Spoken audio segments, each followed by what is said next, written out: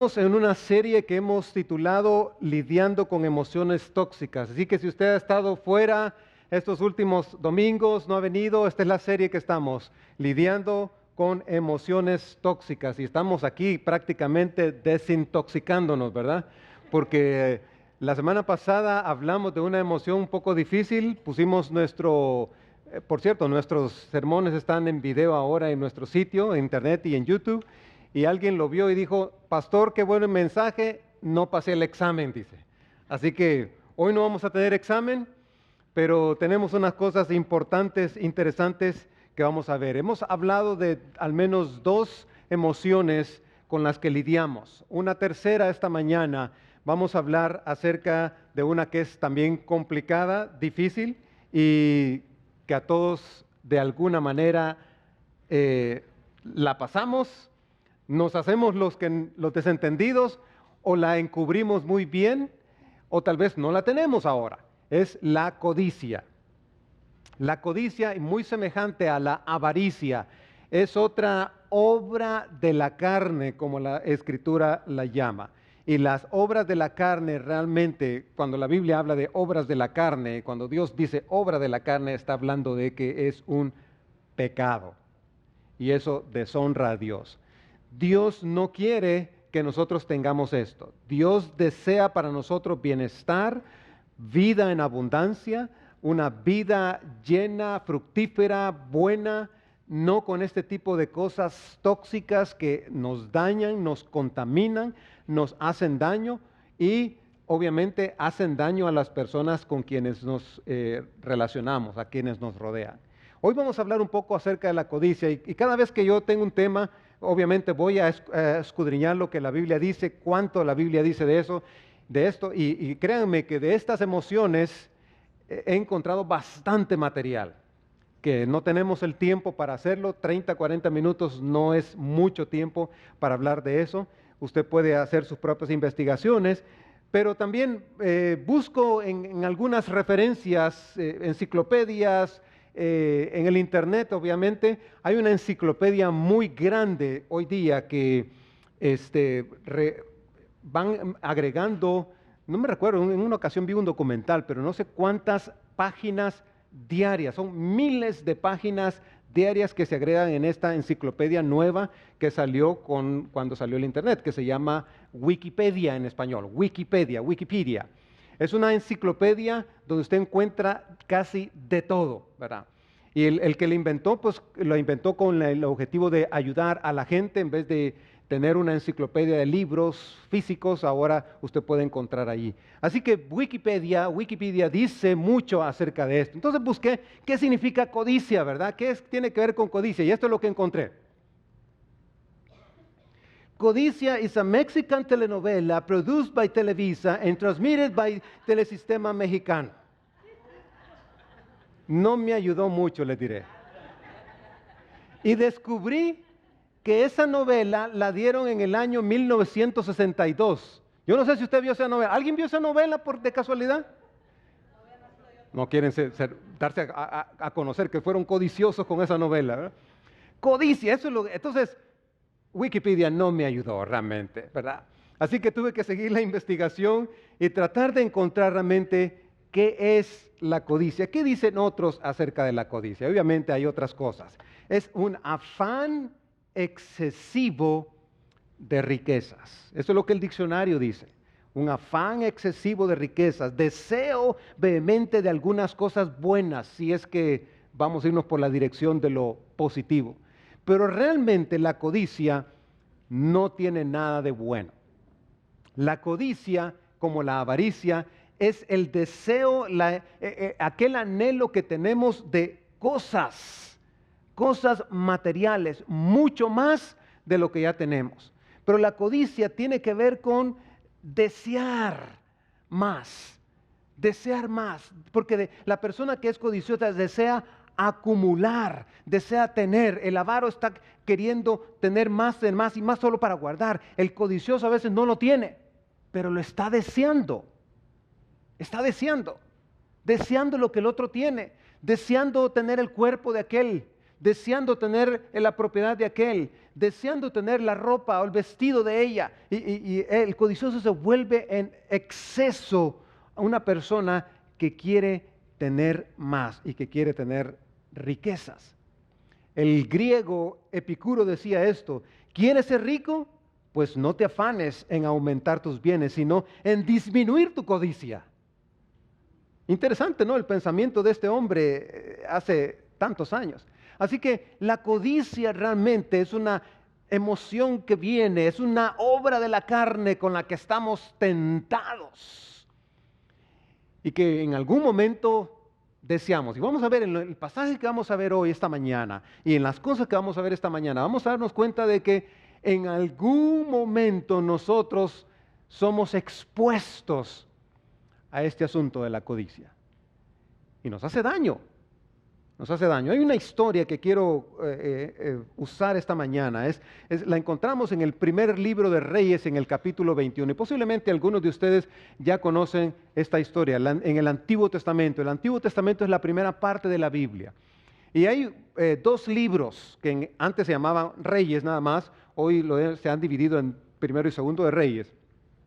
Pero estos libros nos hablan de la historia de los diferentes reyes que estuvieron gobernando en Israel. Cuando digo Israel me refiero a todo el país, pero que estaba dividido. En algún momento llegó a dividirse el reino en reino del norte, que se llamó Israel, y el reino del sur, que le quedó por nombre o apodo Judá, debido a que la tribu de Judá se mantuvo en ese lugar. Este rey es uno de los reyes de Israel en esa época. Obviamente, simultáneamente a él había un rey en Judá, en la parte sur. Pero vamos a concentrar aquí en este rey en el capítulo 21. Habla de un rey que lamentablemente estaba casado con una de las peores mujeres de la época. Si usted alguna vez ha llamado a alguien, esa es una vieja, esa es una bruja, este es un ejemplo de ella.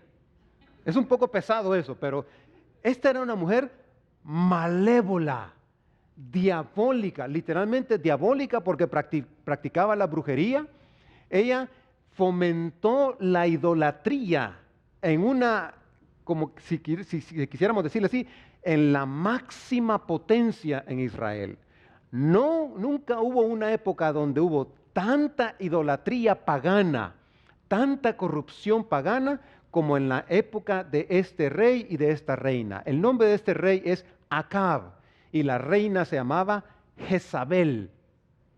De hecho, en el Nuevo Testamento, en el último libro de la Biblia, se menciona a esta Jezabel por las artimañas que esta mujer tenía para hacer y deshacer, para destruir y construir lo que a ella se le antojaba. Así que si hubo tanta idolatría en esta época, fue producto de la influencia de esta mujer.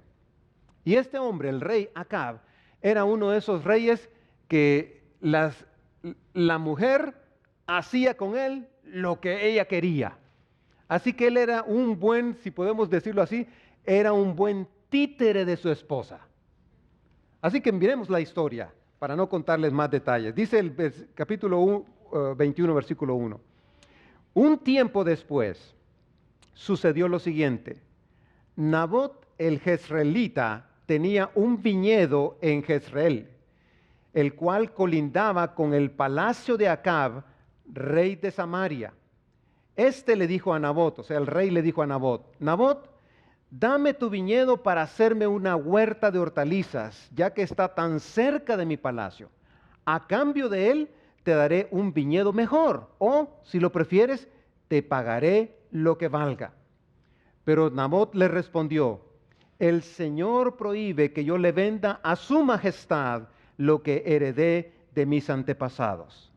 Acab se fue a su casa deprimido y malhumorado, porque Nabot el jezreelita le había dicho: no puedo cederle a su majestad lo que heredé de mis antepasados. De modo que se acostó de cara a la pared y no quiso comer. Voy a detenerme ahí. La historia es: Jezreel era el lugar donde este rey tenía uno de sus palacios. Acab tenía uno de sus palacios. Pero él vivía en Samaria, realmente su casa era en Samaria, un poquito más al norte.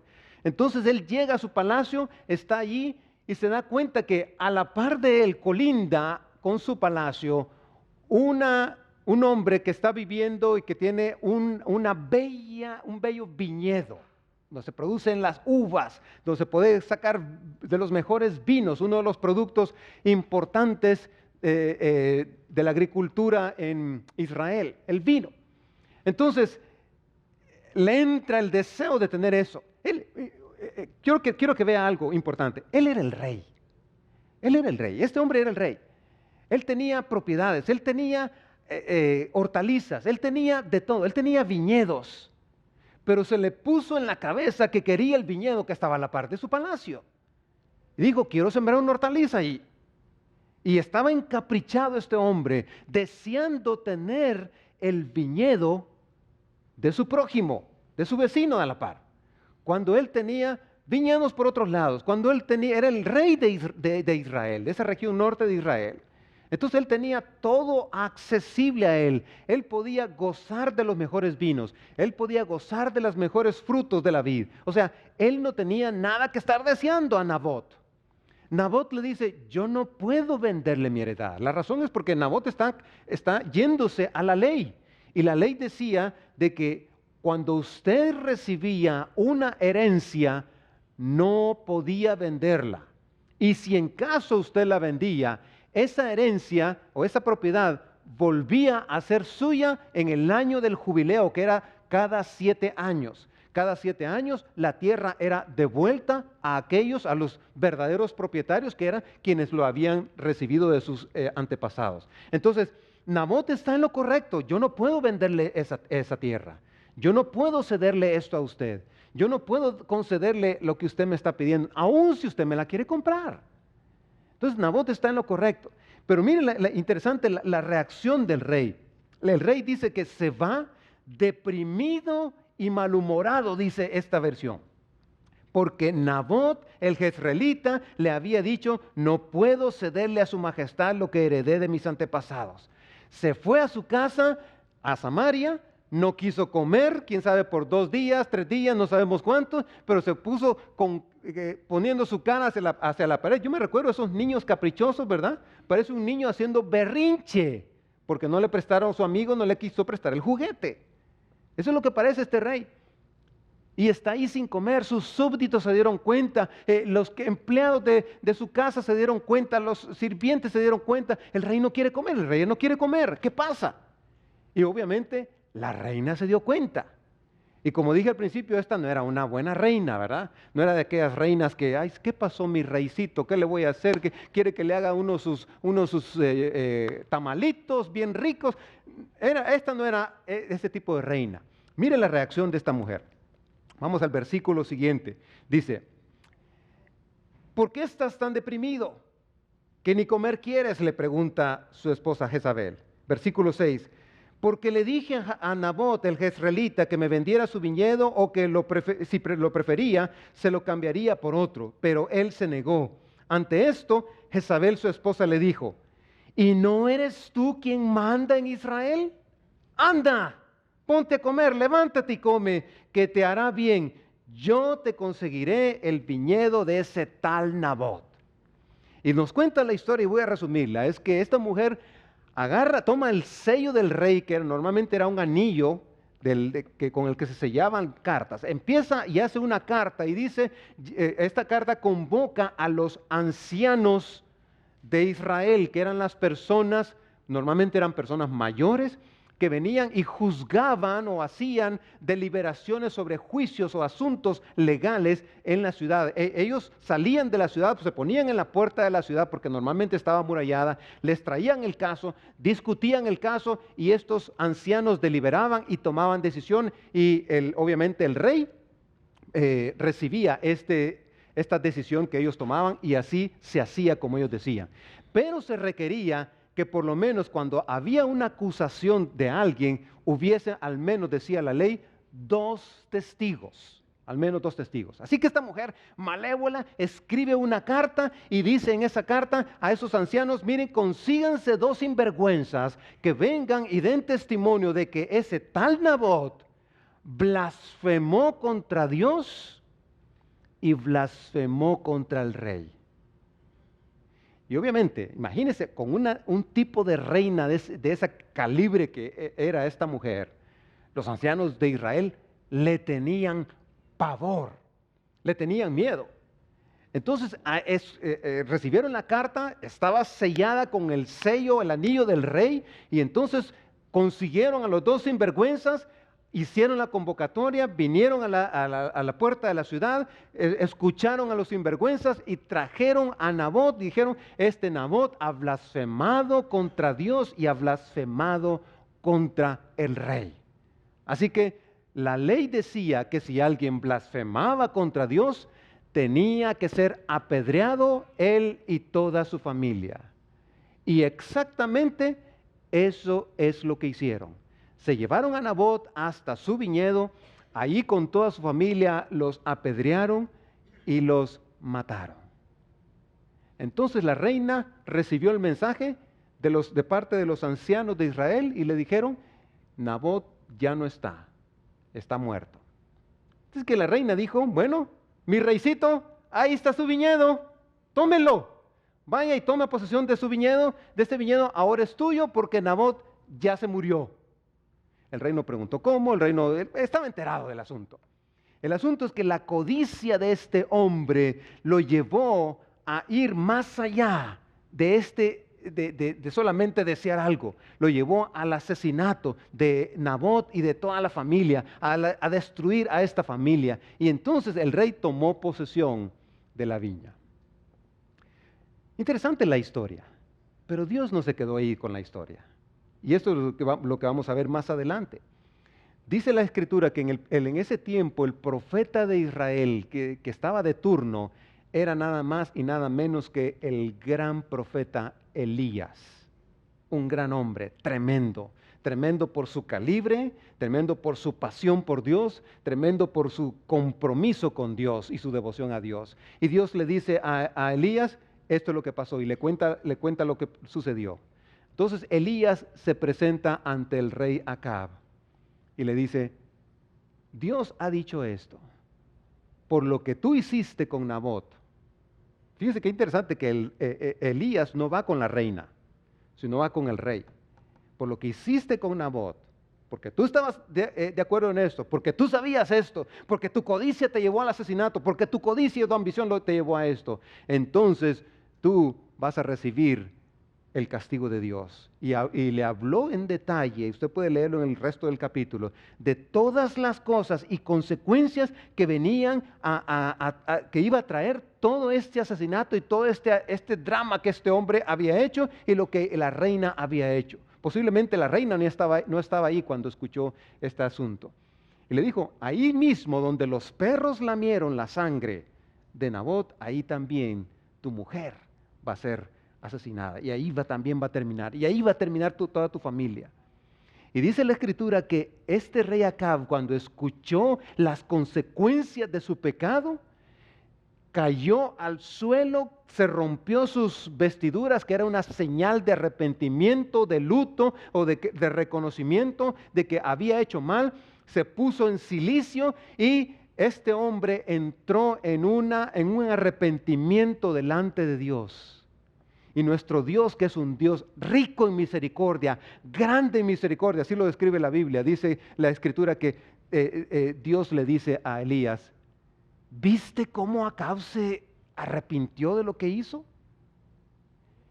Y entonces le dice Dios a Elías, por la forma, o por la manera, o por la reacción de este hombre, de este rey, ante su pecado, dile que no voy a hacer lo que había dicho que iba a hacer contra él en su tiempo.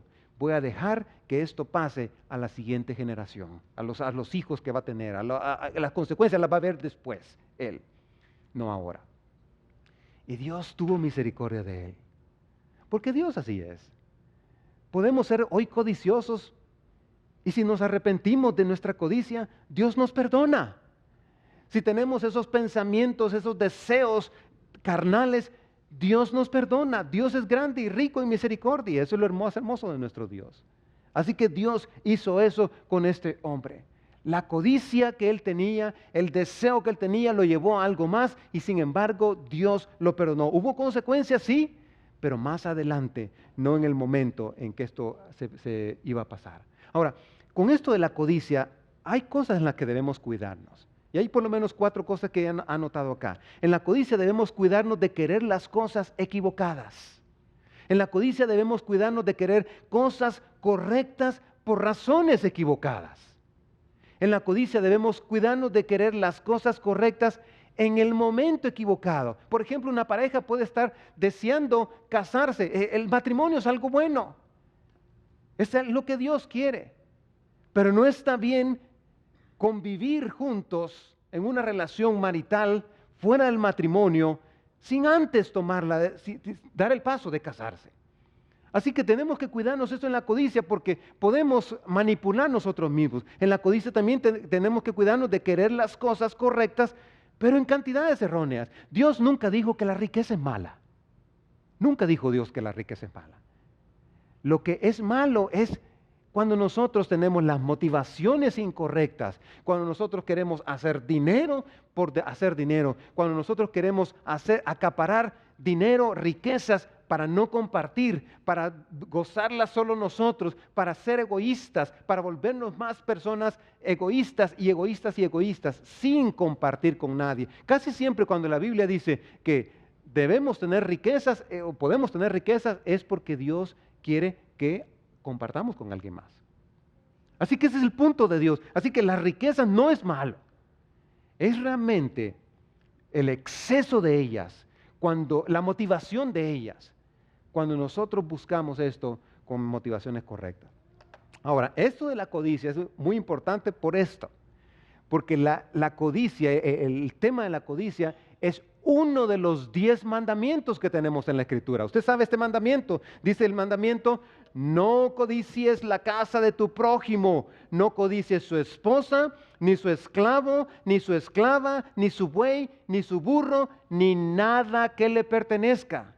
O sea, para Dios el corazón codicioso está violando completamente la santidad de Dios, la integridad que Dios quiere que tengamos, el deseo que Dios desea que anhela que nosotros tengamos para convivir aquí en esta tierra con los demás. Dios dice: mira, no estés deseando la casa de tu prójimo, no estés deseando ni siquiera su buey. Yo me imagino que en este tiempo era: ay, qué lindo ese buey que tiene aquel, ¿verdad? Puro buey. Este sí que tiene buenos bueyes, me encanta la vaca de mi vecino. Y hay personas que hacían lo posible, sin duda, por adquirir la vaca, el buey del vecino. Hay algunos que dicen: hombre, ¿cómo estás, buey? ¿Verdad? Bueno, no es a esos bueyes que se refiere aquí. ¿Qué pasó, buey? ¿Verdad? Son otros bueyes. No codicies la esclava, no codicies su burro, y agrega el mandamiento: ni nada que le pertenezca. Nada que le pertenezca a tu prójimo. Ese es el mandamiento. El rey Salomón dijo más adelante: la codicia del perezoso lo lleva a la muerte, porque sus manos se niegan a trabajar. Todo el día se la pasa codiciando, pero el justo da con generosidad. Eso es lo que pasa con el codicioso. Está pensando qué más va a codiciar, está analizando cómo va a codiciar, qué más va a hacer para desear lo que otro tiene. El codicioso no está conforme.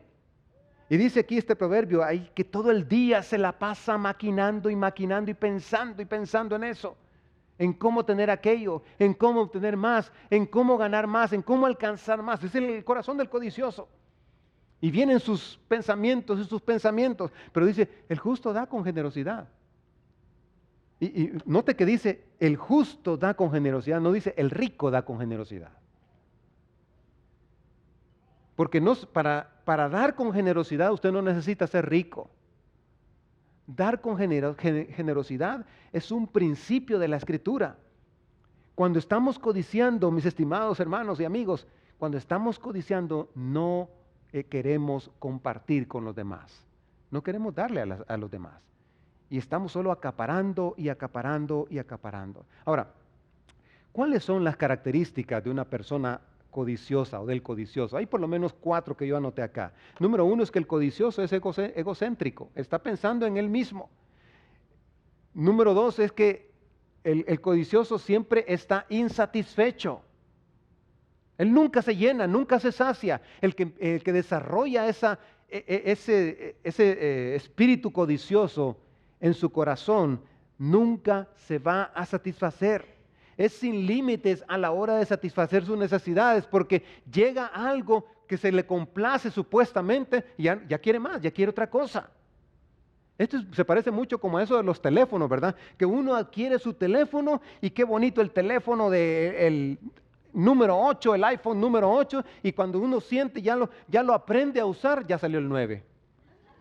Entonces uno quiere el 9, ¿verdad?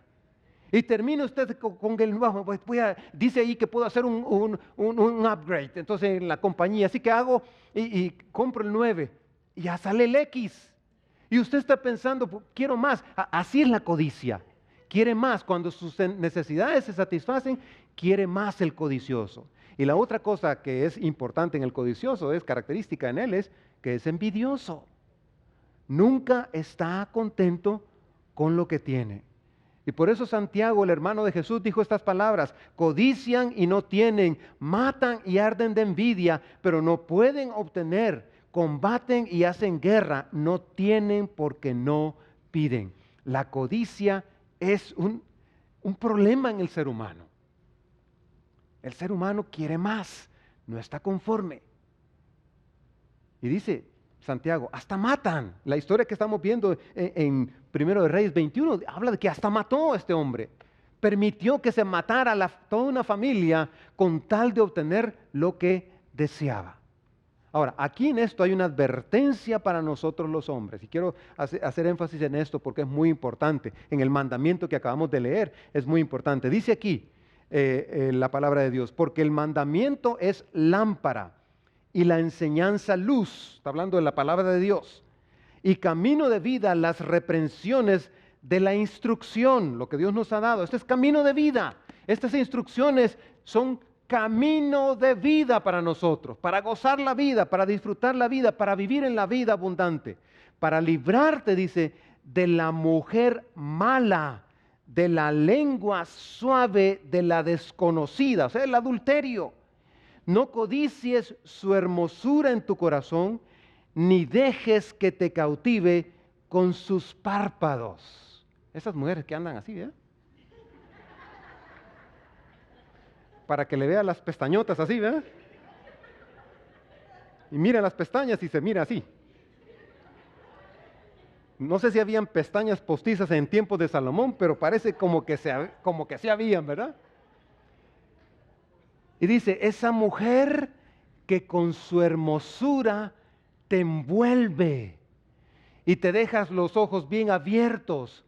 Cuidado, hombres, dice, la instrucción debe seguirla para no codiciar a esa mujer, para no desear a esa mujer, que no es tu mujer, que no es tu esposa, para que no desees eso, dice. Jesús lo dijo en otra forma, en otras palabras, Jesús lo dijo así, pero yo les digo que cualquiera que mira a una mujer, tenga prójimo o no, y la codicia, ya ha cometido adulterio con ella en el corazón.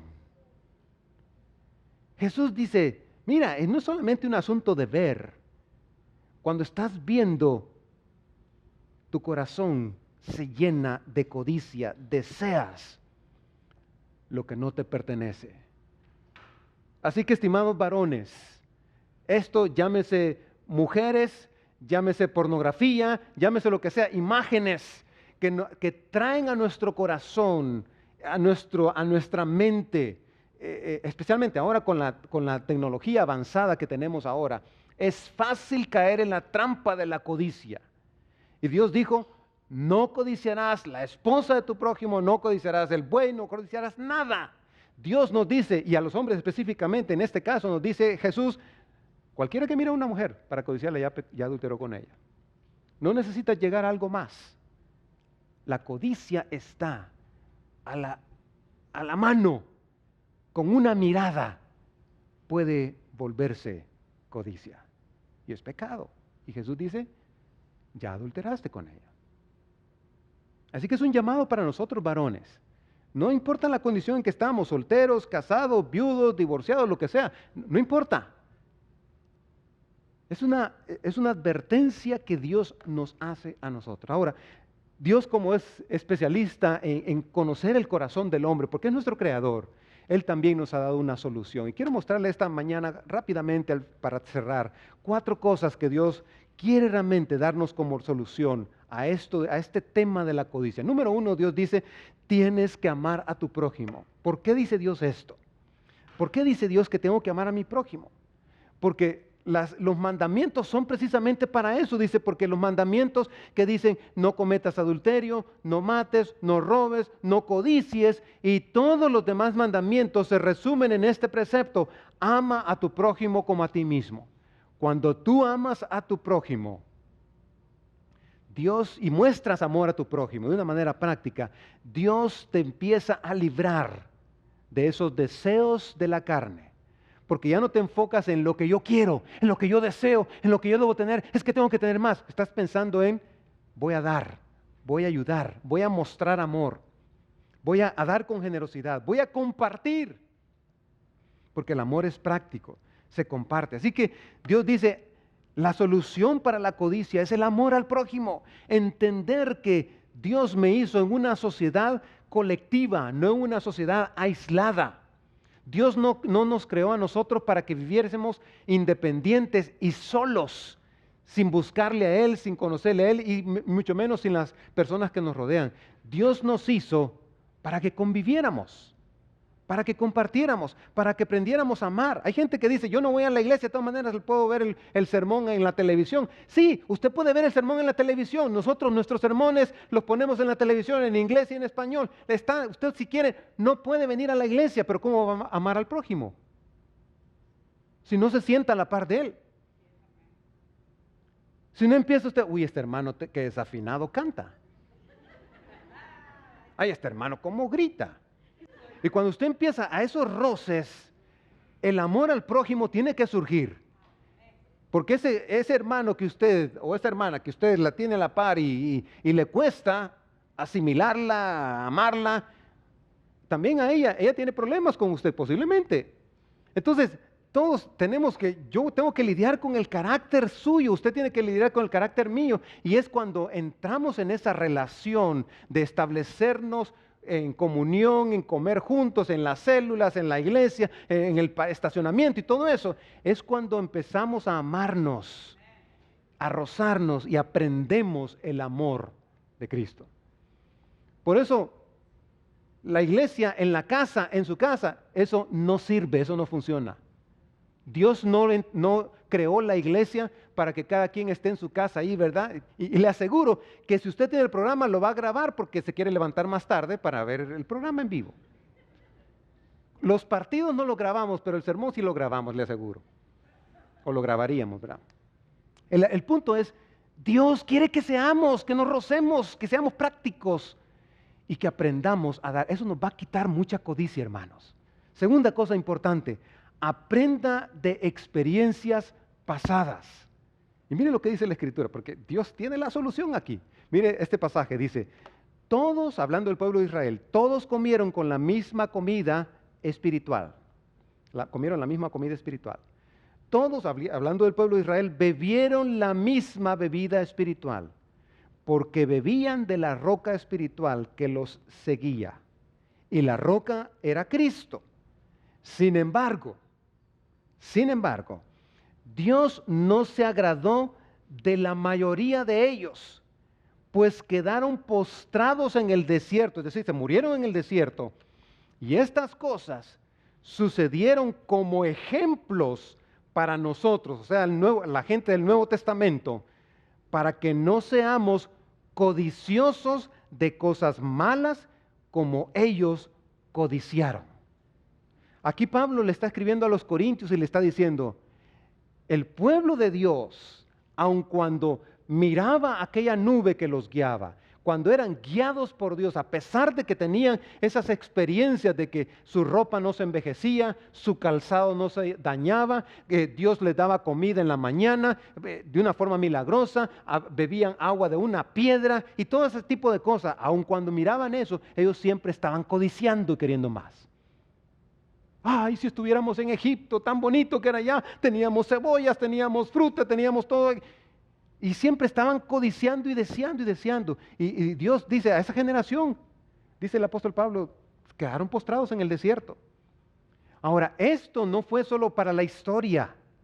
La historia, nuestro pasado, nos sirve para aprender lecciones hoy y para vivir cosas nuevas hoy y para no cometer los mismos errores que otros cometieron.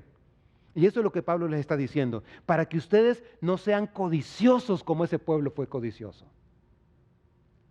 Y esa es la advertencia de Dios para nosotros. Así que hemos hablado de que debemos amar al prójimo, aprender de experiencias pasadas, pero la tercera cosa es que Dios quiere que inclinemos nuestro corazón a su palabra, porque eso nos va a librar de la codicia. Mire lo que dice el Salmo 119, dice, inclina mi corazón hacia tus estatutos y no hacia las ganancias desmedidas, que es la codicia.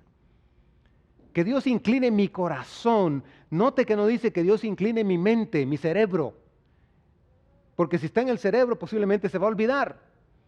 Pero dice, cuando mi corazón es inclinado hacia tus palabras, no solamente yo pienso en la palabra, no solamente yo medito en la palabra, sino también la palabra transforma y cambia y doblego mi corazón para hacerme humilde lo suficiente para que Dios me deje cambiar.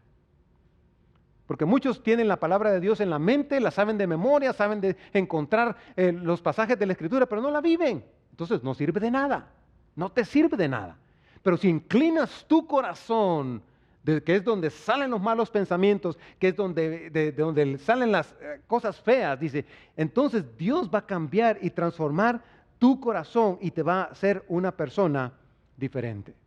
Y por eso Dios dice, inclina tu corazón, eso te va a librar de las ganancias desmedidas, de la codicia, de la avaricia.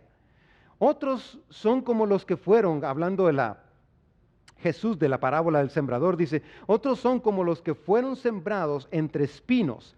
Estos son los que oyen la palabra, pero las preocupaciones de este mundo, el engaño de las riquezas y la codicia por otras cosas, entran en ellos y ahogan la palabra, por lo que ésta no llega a dar fruto. ¡Wow! Jesús daba en el centro, en el blanco siempre. Dice, ¿sabe cuál es el problema del hombre?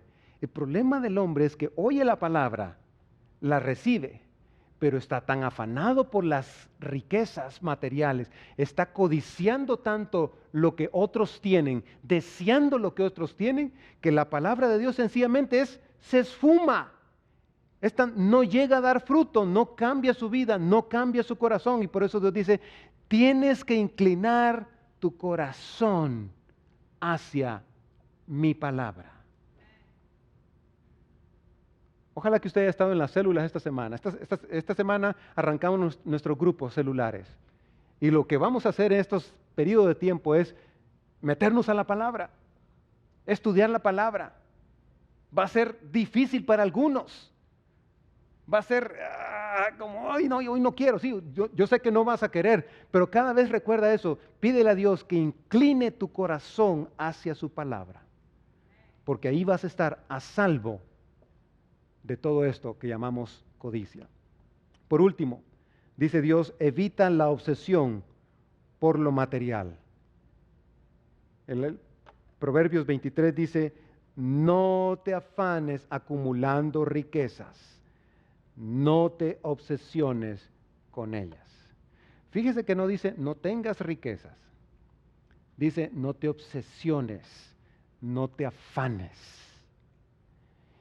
El afán y la obsesión vienen cuando las riquezas materiales ocupan el lugar de Dios. Cuando ocupan el lugar de la palabra de Dios, de la presencia de Dios, de la comunión con Dios. Cuando empiezas a descuidar esa comunión íntima y cercana con Dios, cuando empiezas a afanarte por hacer más dinero y voy a ganar más y voy a trabajar más y está bien trabajar más y está bien ganar más dinero. Pero cuando eso está tomando el tiempo de Dios, está tomando tu relación con Dios, está absorbiéndote de tu relación con Dios y todo eso que Dios quiere transformar en tu vida, estás en el peligro del afán por las riquezas, de la codicia. Y de eso Dios nos advierte. Es peligroso. Cuando el apóstol Pablo le hablaba a los ricos, les decía estas palabras: porque el amor al dinero es la raíz de toda clase de males. Por codiciarlo algunos se han desviado de la fe y se han causado muchísimos sinsabores. El dinero no es el problema, es el amor al dinero el problema. Cuando amas el dinero, cuando amas al dinero, ¿sabes qué pasa? Dice Pablo aquí, te desvía de la fe. Sí, sencillamente te desvía de la fe. Y tú vas a buscar otras cosas. Porque el dinero te va a dar satisfacción, placeres temporales, cosas bonitas, buenos carros, buena ropa, muchos restaurantes del dinero, muchas cosas agradables que son bonitas, regalos buenos, viajes y quién sabe cuántas cosas más. Si amas al dinero, te vas a desviar de tu fe. Así que el dinero lo necesitamos, sí. El dinero es importante para vivir en este país, especialmente para pagar los impuestos, ¿verdad? Pero déjeme decirte una cosa, no pongas amor al dinero. Tu amor debe estar centrado en el que te provee el dinero, que es tu Dios, en tu proveedor. Así que estos 4 consejos de Dios son la solución de Él para el problema de la codicia. Y Dios te dice ahora, no codicies, nada de tu prójimo, nada de otros, nada de lo que aquel tenga, porque necesitas estar enfocado en estas 4 cosas, en amar a tu prójimo, en aprender de las experiencias pasadas, en inclinar tu corazón a la palabra y en evitar esa obsesión por lo material. Dios sí quiere tu prosperidad definitivamente, pero no a costa de la codicia. Porque si es a costa de la codicia, tú vas a estar en problemas con Dios. Y eso va a traer consecuencias nefastas para tu propia vida y la de tu familia. Así que ese es el desafío de Dios ahora. Yo quiero animarles a que nos guardemos de la codicia, de esta emoción tóxica, de este asunto que envenena el corazón, envenena el alma. Cuando el codicioso se llena de codicia y de codicia y de codicia, se vuelve engreído, se vuelve tacaño, se vuelve orgulloso, se vuelve egocéntrico, se aparta de los demás porque piensa solo en él mismo, en ella misma. Y Dios no quiere eso para ti. Vamos a orar. Les invito a ponerse de pie, hermanos. Vamos a pedir a Dios su ayuda. ¿Necesitamos la ayuda de Dios? Sí, ¿verdad? Necesitamos la ayuda de Dios. Si necesitas oración hoy, vamos a tener unos hermanos orando en aquella mesa. Si necesitas oración por alguna situación de tu vida, algún problema que estés pasando, alguna situación de salud, con mucho gusto queremos orar por ti. Pero vamos a orar en este momento pidiendo a Dios su ayuda para este tema. Padre, una vez más, clamamos por tu ayuda, porque solos no podemos, Señor. Padre, este problema de la codicia es tan real. Cada semana hay tentaciones sobre esto, Señor. Líbranos de ellas. Ayúdanos a enfocarnos en ti, en el amar al prójimo, en no obsesionarnos y afanarnos por las cosas materiales. Señor, guarda nuestro corazón de que se llene de ambiciones tóxicas, enfermizas, egocéntricas. Guárdanos de eso, Padre. Y esta semana ayúdanos a vivir pensando en cómo podemos compartir con otros aquellas cosas que nos has dado, Señor. Quita la ambición, quita la avaricia, quita la codicia de nosotros. Apártanos de esa obra de la carne y llénanos de ti, de tu presencia. En el nombre de Jesús. Amén.